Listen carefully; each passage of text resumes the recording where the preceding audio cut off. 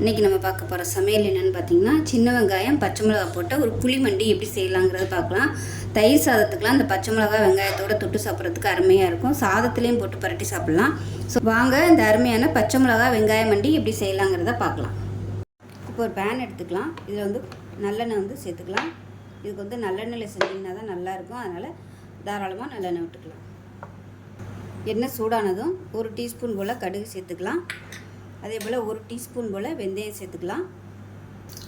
இப்போ இதில் ஒரு கொத்து கருவேப்பிலையில் சேர்த்துக்கலாம். 10லேருந்து 15 சின்ன வெங்காயம் முழுசாக அப்படியே சேர்த்துக்கலாம்.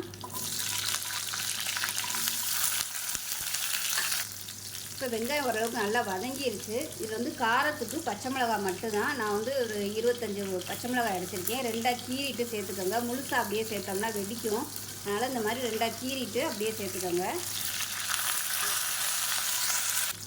இந்த பச்சை மிளகா கலர் வந்து நல்லா அப்படியே வெள்ளையாக வரணும். அப்போ தான் நல்லாயிருக்கும். இந்த வெள்ளையாக வதங்கினாச்சா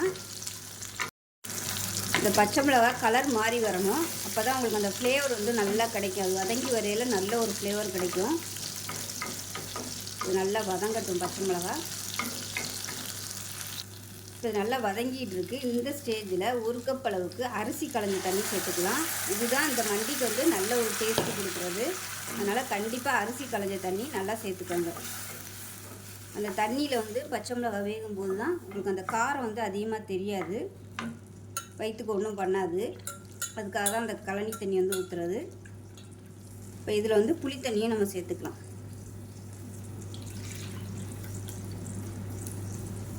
கொஞ்சம் லெமன் சைஸுக்கு புளி வந்து கரைச்சிட்டு அந்த தண்ணியை இதில் சேர்த்துக்கலாம்.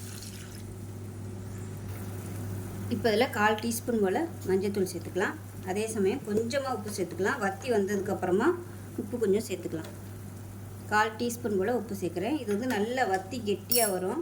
அப்போதைக்கு பத்தலைன்னா சேர்த்துக்கலாம். இப்போ இதில் பெருங்காயத்தூள் சேர்த்துக்கலாம்.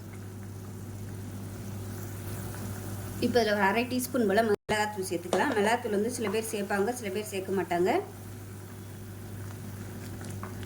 வந்து அடுப்பு நல்லா குறைச்சி வச்சிடலாம். குறைச்சி வச்சுட்டு நல்லா அப்படியே கொதிச்சு கெட்டியாக வரணும். அந்த அளவுக்கு நல்லா வற்ற விடணும். அப்போ தான் அந்த பச்சை மிளகாய் காரம் எல்லாமே அந்த தண்ணியில் இறங்கி நல்லா சூப்பராக இருக்கும். இப்போ நல்லா வற்றி வரட்டும், மூடி வச்சிடலாம். இப்போ மண்டி எப்படி இருக்குன்னு பார்க்கலாம். பாருங்கள், நல்லா வத்திருச்சு. இந்த அளவுக்கு நல்லா வற்ற விடணும். அவ்வளோதான். இப்போ வந்து நம்ம அமர்த்திடலாம்.